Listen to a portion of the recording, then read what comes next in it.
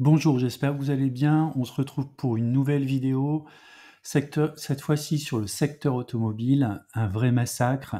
Alors malgré la baisse des ventes des véhicules automobiles, une visibilité assez faible du marché, je pense qu'il y a quand même des éléments positifs, on va dire, à ressortir des valeurs du secteur automobile, comme les price earnings qui sont très très bas, un EBITDA sur chiffre d'affaires positif, donc ils sont quand même capables de dégager des marges et une profitabilité.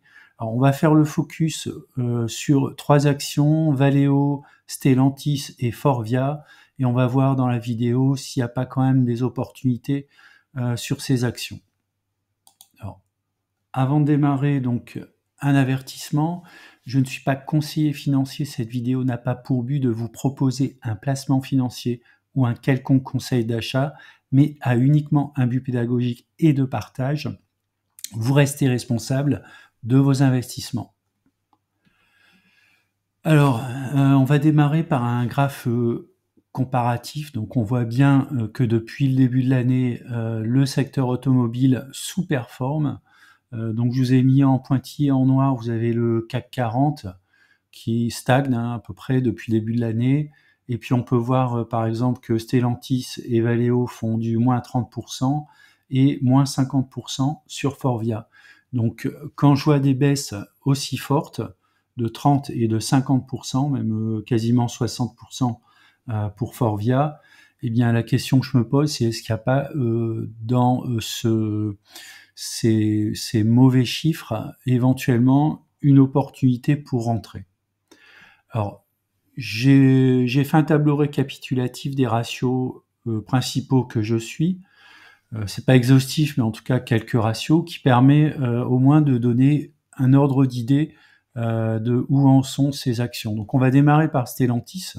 On a un price earning qui est ridicule, hein, il est de 2. Par contre, si on regarde les bidas sur le chiffre d'affaires, il est de 14%, donc ce qui est quand même plus qu'honorable. On a un ROE de 17%, on a une profitabilité nette de 9,8%, et on a une société qui n'est pas endettée. Donc elle a encore de la trésorerie dans ses caisses qui lui permettent quand même de voir au moins les prochains trimestres de manière assez sereine. Au niveau graphique, mais j'y reviendrai par la suite, donc on a une croissance du modèle de 8,22% et un dividende de 9,7%. Si on regarde maintenant Forvia, on a un price earning. Donc, alors Forvia, Valeo sont des fournisseurs du monde automobile, pour ceux qui connaissent pas ces sociétés. Donc, elles sont comparables en termes d'activité, même si elles sont pas tout à fait sur le même créneau. En tout cas, elles font partie des fournisseurs des constructeurs automobiles comme Stellantis. Donc, le price earning de Forvia est de 5,4%. On a un EBITDA qui est sur chiffre d'affaires qui est correct, de 12%. Un ROE, par contre, qui est relativement faible, de 5%, et une profitabilité qui est très très basse de 1,47%. Donc on voit que les fournisseurs de l'automobile subissent la pression de leurs clients, notamment sur les marges, ce qui est plutôt une mauvaise nouvelle. On a la dette qui est très importante de 6,8 milliards, avec un EBITDA de 12%, et une profitabilité nette de 1,47%, on voit quand même que la notion d'endettement est un point clé pour ce type d'entreprise. Alors la bonne nouvelle, c'est la baisse des taux de la BCE qui permettra d'améliorer pas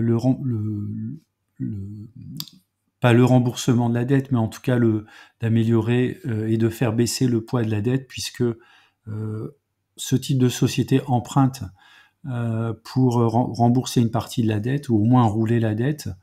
Donc le fait que la BCE baisse ses taux est plutôt positif, ce sera la même chose pour Valeo. On a une croissance du modèle qui est négative, hein, donc Forvia ne crée pas beaucoup de valeur sur le long terme, et on a un dividende de 4%. Si on regarde maintenant Valeo, on a un price earning qui est 50% meilleur que Forvia. On a un ratio EBITDA sur chiffre d'affaires à peu près équivalent à 11%. Un ROE qui est un peu meilleur à 6,74%. On a également une difficulté sur les marges, 1,46%, un niveau d'endettement de 3,5 milliards, croissance du modèle, alors ce sont des croissances du modèle hors dividende de 2% et un dividende de 5,3%. Si on regarde maintenant les graphiques long terme, donc Valeo, on voit ici donc la croissance du modèle. Ce qui est intéressant de voir, c'est ici, on est quasiment à moins de sigma. Alors, elle a été par le passé, sur la fin des années 2000, donc autour de 2009-2010, à au-delà de moins de sigma, elle était capable de se redresser. Donc, on est actuellement dans une situation assez proche de cette situation. Donc, potentiellement, on peut se dire il y a peut-être quelque chose à jouer sur Valeo. La deuxième action, c'est Forvia. Alors, on peut voir que Forvia, c'est un peu le même scénario. On voit que sur 2009-2010 et également en 2013-2014, on était autour des moins de sigma. On est actuellement au-delà des moins de sigma. C'est une entreprise qui a quand même réussi à redresser la situation dans le temps. Donc là aussi, on peut se dire, il y a peut-être une opportunité sur Forvia. La troisième entreprise, donc Stellantis, alors même si on a un historique plus court, puisque Stellantis est coté en tant que groupe depuis la fin de 2020. Donc on a ici une croissance du modèle de 8%. Ce qui est intéressant ici, c'est de voir qu'elle est également à moins de sigma. Donc potentiellement, il y a peut-être des choses également à jouer sur Stellantis. Alors maintenant, si on regarde le graphique court terme sur Valeo, alors j'avais joué ici une image de double creux, donc ça semblait plutôt bien parti ici à partir du 26 août, sur la fin du mois d'août, et puis ça n'a pas confirmé, on n'est pas sorti par le haut pour aller chercher les 12 €, on est plutôt parti par le bas, et même plutôt une mauvaise nouvelle, c'est qu'on a cassé ici un support important autour des 9 €, entre 9 et 9,40 €. Pour aller chercher, alors on n'est pas allé chercher le support suivant qui était autour des 8,30 €, qui correspondait également à une oblique descendante de support. Donc notez bien entre 8 et 8,30 €. Et puis elle a bien rebondi, elle est actuellement en train de revenir ici.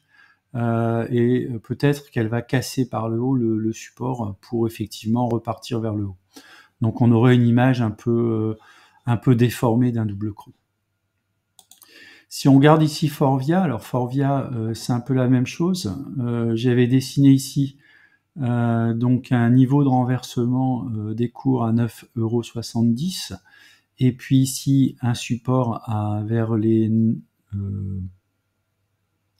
pardon, j'ai mis 9, mais c'est 8,67 € ici. Donc on a bien la première partie du double creux, et puis ensuite, au lieu de rebondir ici au même niveau que les niveaux les plus bas sur le premier creux, on est allé chercher beaucoup plus bas. Donc on a un deuxième support ici qui s'est formé autour des 8 €, 8,10 €. Si on regarde Stellantis, alors Stellantis depuis ses plus hauts ici au moment du mois d'avril 2022,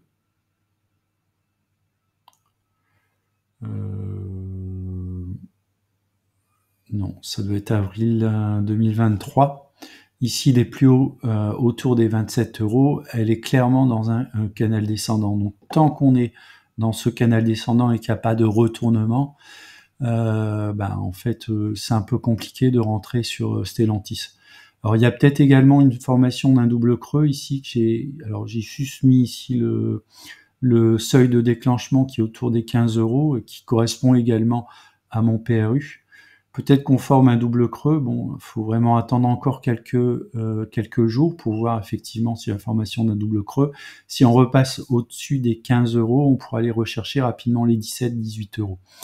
Par contre, si on casse vers le bas, il faudrait sans doute attendre de retourner vers un niveau de support qui serait autour des 11 €, qui correspond également au bas ici du canal descendant. Alors position et stratégie, donc j'ai Valeo et Stellantis au sein de mon PEA. Donc pour Valeo, en fait, j'en ai 162 pour un PRU de 11,43 €, donc je suis en moins-value de 18% et l'action pèse 1,32% dans mon portefeuille. Alors pourquoi je fais du swing trading sur Valeo? Parce que j'ai le temps d'attendre. En attendant, elle verse quand même un dividende. On voit ici Depuis 2019, le dividende est en augmentation. Donc pour moi, c'est une action de swing trading. La croissance du modèle est positive, ça c'est pas mal hors dividende, avec un rendement autour de 4%. Pour moi, il y aurait un renforcement sur la zone des 8 € qui correspondrait également au moins 2 sigma. Et un allègement en fait autour de mon PRU qui serait autour des 11,43 €. La deuxième action que je détiens dans mon PEA, c'est Stellantis. Alors Stellantis, j'en ai 179 pour un PRU de 15,03, je suis en moins-value de 10%. On voit que depuis 2020, c'est quand même une société qui augmente fortement le dividende. Alors peut-être qu'avec les résultats 2024, elle sera peut-être pas capable de réitérer cette croissance forte. Il y aura peut-être une stagnation, on verra, peut-être une baisse du dividende. Donc on verra bien sur l'année prochaine. En attendant, donc c'est une croissance du modèle de 8%, même si on a relativement peu de recul. On a 10% de rendement au cours actuel. Donc moi, ma stratégie, c'est de renforcer sur la zone des 11 € qui se situe ici, comme je l'ai dit précédemment, et un allègement autour de mon PRU, autour des 15 € pour ensuite alléger si l'action retourne vers des plus hauts. Voilà, c'est la fin de la vidéo. Je vous remercie d'avoir regardé. N'hésitez pas à mettre un commentaire si vous souhaitez. Et puis je vous dis à bientôt pour une prochaine vidéo.